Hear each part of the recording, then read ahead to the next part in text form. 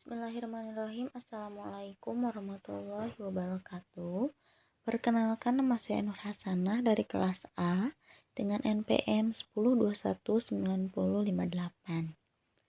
Diadakannya video ini yaitu sebagai tugas pengganti evaluasi akhir semester 5 dengan mata kuliah analisis laporan keuangan.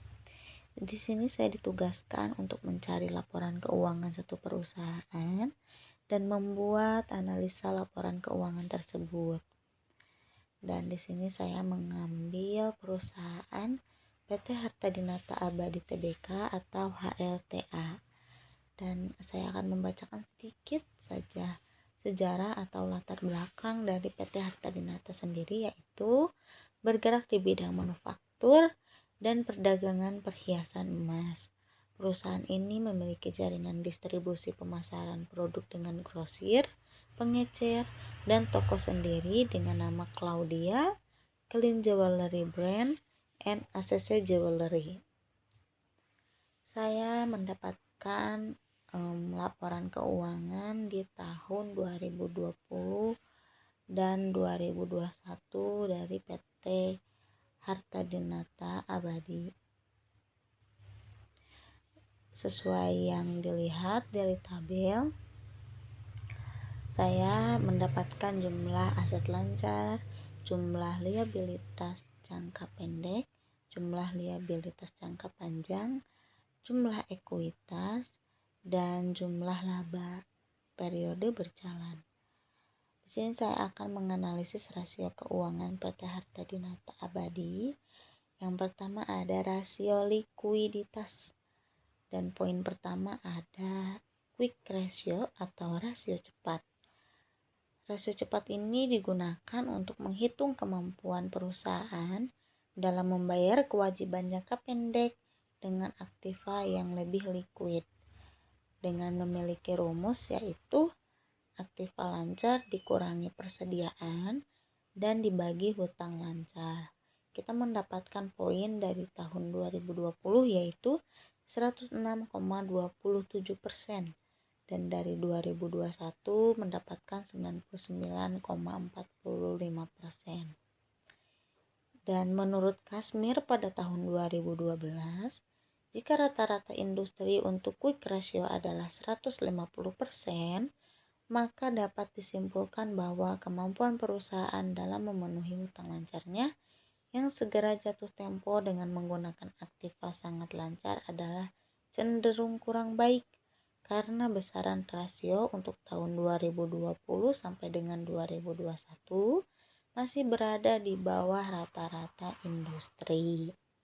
Dan untuk current ratio atau rasio lancar, rasio lancar ini digunakan untuk menghitung kemampuan perusahaan dalam membayar kewajiban jangka pendek dengan aktiva lancar yang tersedia.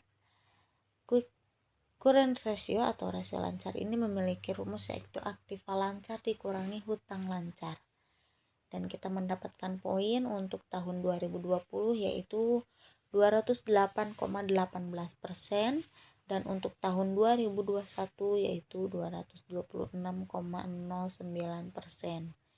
Dan menurut Kasmir, jika rata-rata industrinya adalah 200%, maka tingkat likuiditas perusahaan dapat dikatakan baik karena besaran rasionya berada di atas rata-rata industrinya. Jadi untuk current ratio-nya dari PT Harta Dinata ini di tahun 2020 dan 2021 bisa dikatakan baik karena di atas rata-rata industri ya. Dan selanjutnya ada di rasio solvabilitas, yaitu poin pertama ada di debt ratio. Debt ratio ini digunakan untuk mengukur jumlah aset perusahaan yang dibiayai oleh utang atau modal yang berasal dari kreditur. Dan di sini kita mendapatkan rumus yaitu total hutang dibagi total aset. Pada tahun 2020 debt ratio-nya adalah 56,08% dan di tahun 2021 mendapatkan 54,69%.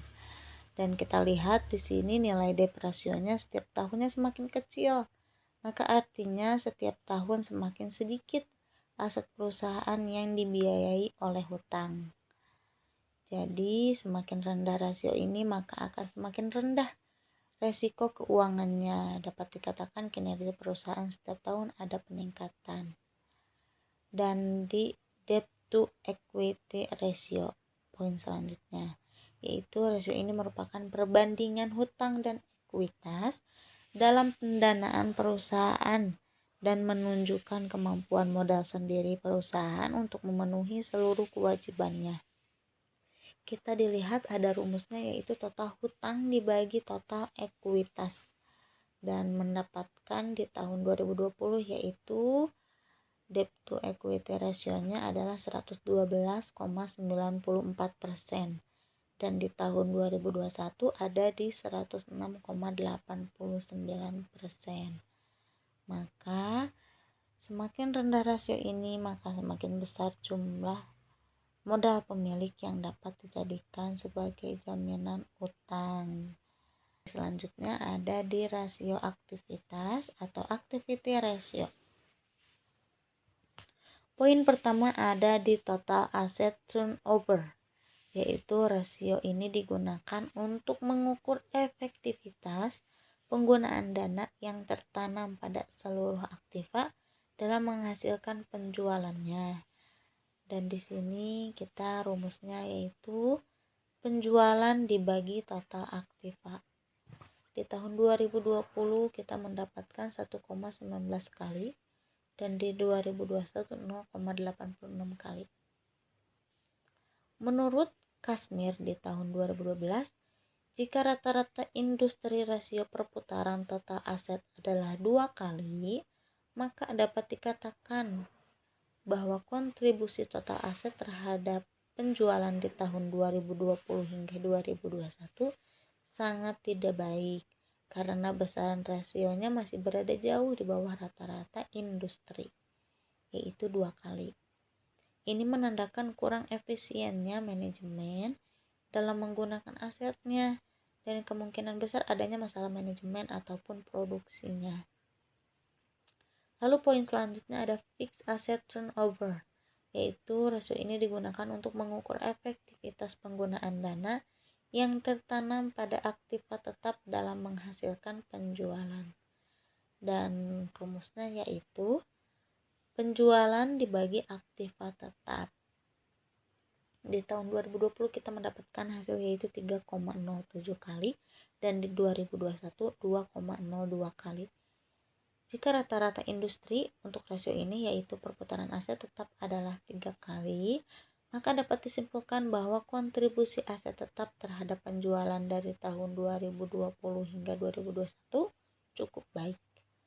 Dan untuk rasio yang keempat yaitu rasio profitabilitas atau profitability ratio. Poin pertama ada net profit margin. Net profit margin ini digunakan untuk mengukur laba bersih sesudah pajak dibandingkan dengan volume penjualan. Dengan rumus yaitu laba bersih usaha dibagi penjualan. Di tahun 2020 didapatkan 4,25%, dan di 2021 didapatkan 3,86%. Net profit margin setiap tahunnya mengalami penurunan. Di tahun 2020-2021 ada penurunan, itu berarti telah terjadi penurunan kinerja manajemen dalam menghasilkan laba bagi perusahaan. Menurut Kashmir itu ada jika rata industri untuk net profit margin adalah 20%, maka dapat dikatakan bahwa kontribusi penjualan bersih terhadap laba bersih dari tahun 2020 hingga 2021 kurang baik. Poin selanjutnya ada gross profit margin, yaitu digunakan untuk mengukur besarnya presentasi laba kotor atas penjualan bersih dengan rumus laba kotor dibagi penjualan. 2020 didapatkan 9,69%, dan di tahun 2021 didapatkan 9,78%. Untuk gross profit margin ini setiap tahun dari tahun 2020 hingga 2021 mengalami peningkatan Hal ini dapat disebabkan karena tingginya harga jual atau rendahnya harga pokok penjualan. Dan di sini saya sudah menyimpulkan tabelnya dari rasio likuiditas, rasio solvabilitas, rasio aktivitas, dan rasio profitabilitas. Saya membuat kesimpulan bahwa untuk PT Harta Dinata Abadi ini, analisis rasio likuiditas tahun 2020 hingga 2021 menunjukkan bahwa PT Harta Dinata Abadi dalam keadaan liquid, artinya perusahaan mampu memenuhi hutang lancarnya dengan menggunakan aktiva lancar yang dimiliki perusahaan. Poin kedua yaitu rasio solvabilitas terlihat secara keseluruhan mengalami peningkatan, dan ini menunjukkan tingkat kemampuan perusahaan dalam menjamin hutang-hutangnya dinilai cukup baik. Dan untuk poin ketiga yaitu rasio aktivitas PT Harta Dinata Abadi yang menunjukkan nilai rasio yang belum cukup baik. Ini dikarenakan terjadinya penurunan dari tahun ke tahun dan perusahaan belum mampu memanfaatkan aktiva secara maksimal. Dan poin terakhir di rasio profitabilitas PT Harta Dinata Abadi setiap tahun mengalami peningkatan. Ini berarti menunjukkan keseriusan dan fokus kinerja manajemen terhadap perusahaan dalam peningkatan laba. Terima kasih atas perhatiannya.